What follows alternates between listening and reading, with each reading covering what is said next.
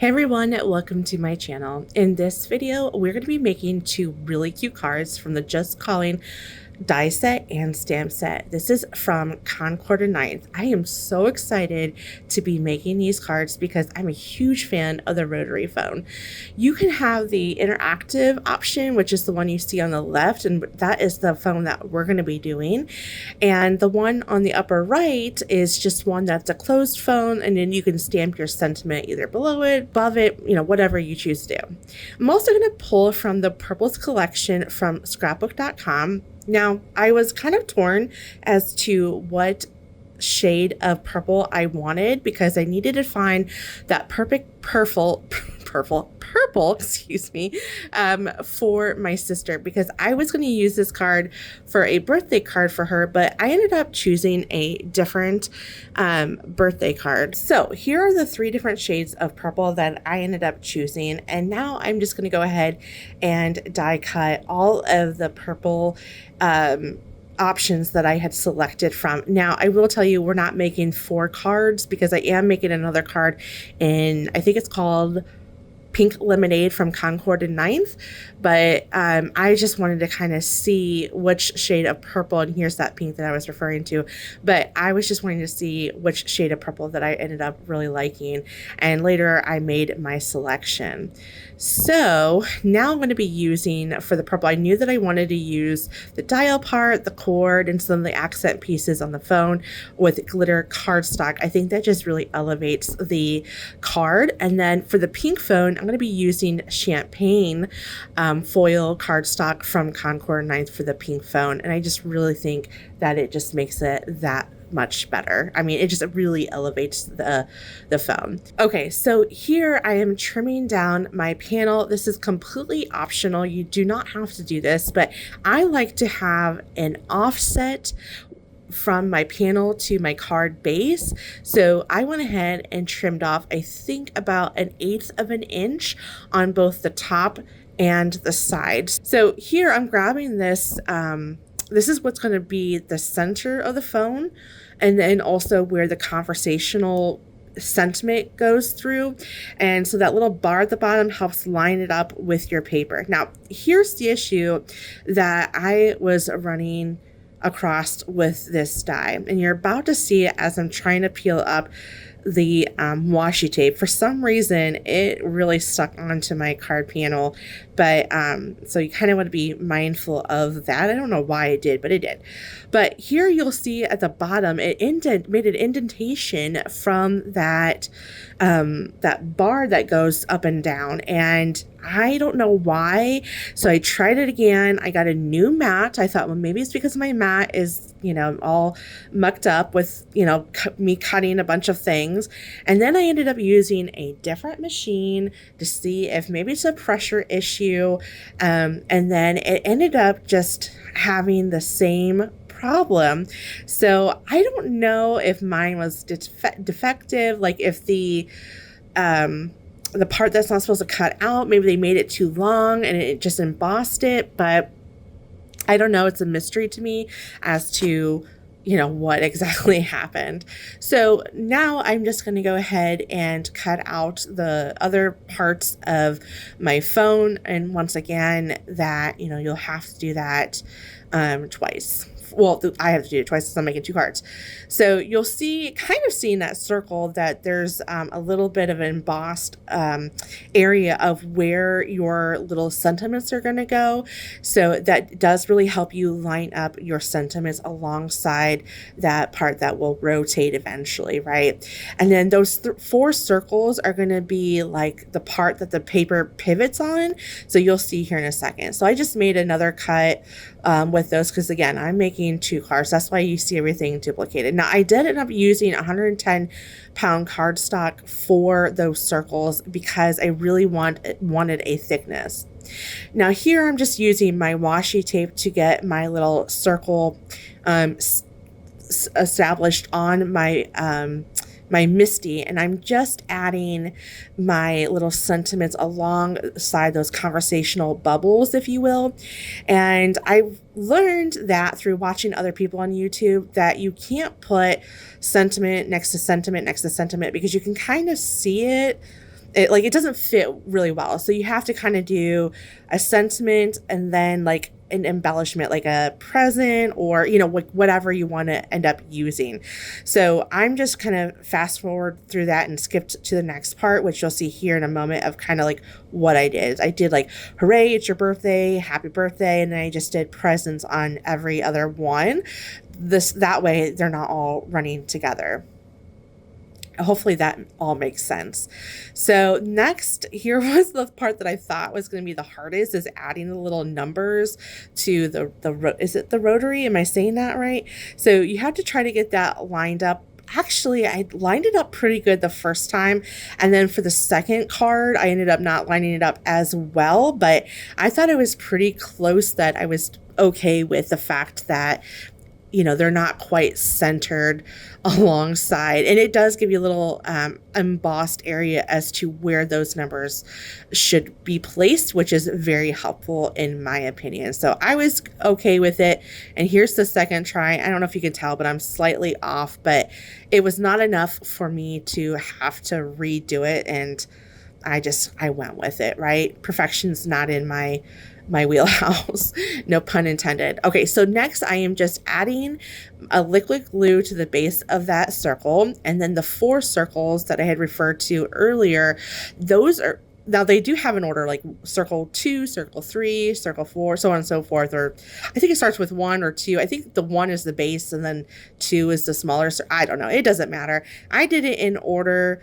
I don't think it matters, but I did. And I'm just stacking all 4 of those circles together because everything's going to be hinged off of that. So that way you're able to rotate the sentiment circle, if that makes any sense. So that's why I wanted to add, if I were to redo this, I probably would have, I don't know, because you'll find that, like, here's kind of what it looks like, and you're going to be able to rotate that. But I found that it became difficult for me to rotate it using the rotary part. So you'll see what I'm talking about here in a moment. But again, adding my liquid glue, I'm being very careful not getting too close to the hole of my what I'm gluing currently, because I don't want glue to get onto those 4 circles that I stacked on each other, because that's what's going to make the card rotate, okay? So you want to be really careful, and I might have gotten glue too close that it got on there, and that's why it was really hard to rotate. I don't know. I'm learning just as much as you guys are. So again, just gluing the pieces together. It's pretty easy to do this. And I don't think it provides too many instructions. So hopefully this video kind of clears up on what you should glue on and what you shouldn't. Now, carefully, you want to make sure that you glue those dials onto the 4 circles that are stacked on each other, and you don't want to glue that on, you don't want to put any glue on the foam part, because if you do, then you can't rotate the dial, and therefore you're not able to rotate the sentiment, okay? So you just want to be mindful of that. So just slow down when you get to that part. And then the rest is pretty straightforward. It's just a matter of, okay, it's a matter of placement and where you want things to go on your card. So they really have thought of everything, and I just really appreciate that. Now, I believe with this card, yeah, I did end up using foam tape to kind of pop up that center circle, just to provide some additional dimension.